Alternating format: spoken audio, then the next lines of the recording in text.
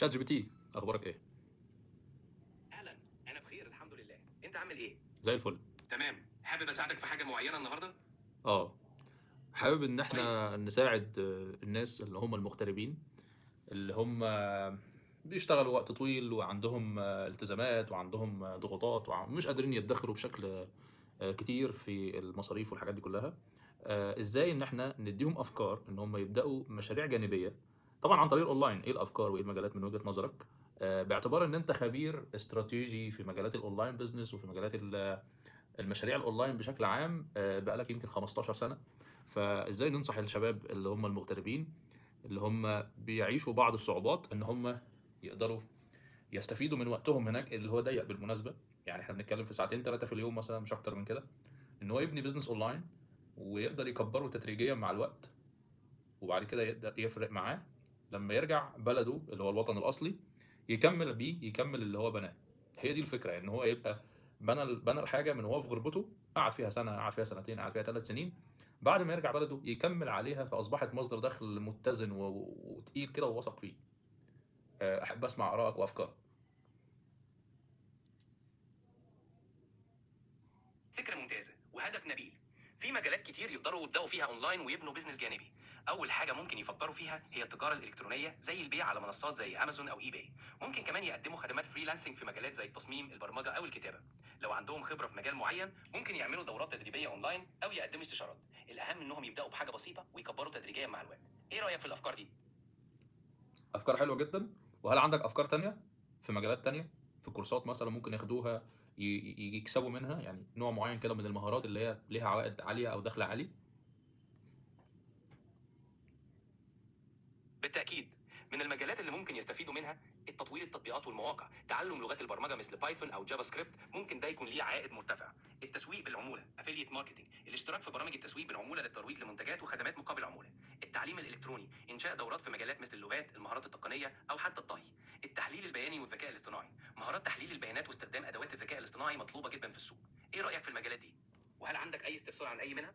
حلو جدا. انا عايز كده اسالك بشكل سريع عشان نحط لهم خطوات يمشوا عليها النهارده.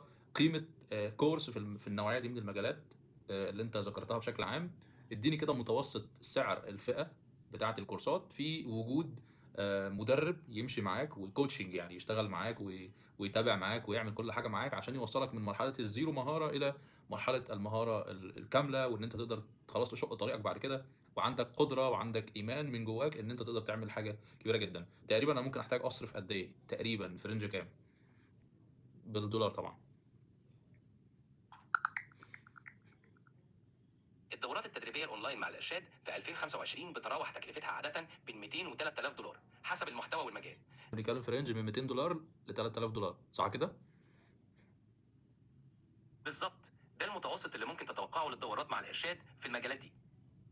طب لو توفير الادوات، لو في مجال معين حد بيتعلمه وفي ادوات الادوات اللي محتاجها، ممكن تبقى الكورس تكلفته كام بتوفير الادوات؟ يعني كورس كتعليم، كارشاد، ككوتشنج، كحد بيساعدك وفي نفس الوقت يوفر لك اي ادوات ممكن تحتاجها في طريقك، ممكن تبقى التكلفه كام؟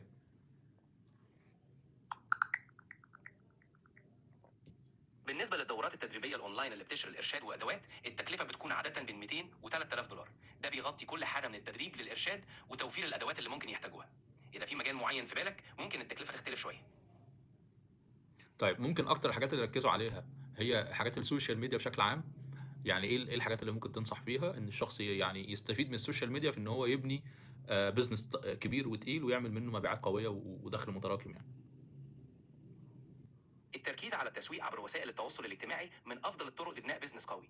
ممكن ينصحوه بالتركيز على انشاء محتوى جذاب، المحتوى هو الملك، تقديم محتوى قيم وجذاب يجذب الجمهور المستهدف. التفاعل مع المتابعين، بناء علاقه قويه مع المتابعين من خلال الرد على التعليقات والتفاعل المستمر. استراتيجيات الاعلانات المدفوعه، استخدام الاعلانات المدفوعه على منصات مثل فيسبوك وانستغرام للوصول لجمهور اكبر. الاستفاده من التحليلات، متابعه اداء المنشورات وتحليل البيانات لفهم ما ينجح وما لا ينجح. التعاون مع مؤثرين في نفس المجال ممكن يزيد من الوصول والمصداقيه. ايه رايك في الاستراتيجيات دي؟ انت عالمي يا شات جي بي تي. I love you.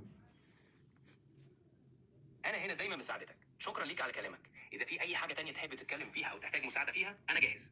شكرا ليك، والفيديو ده ليكم.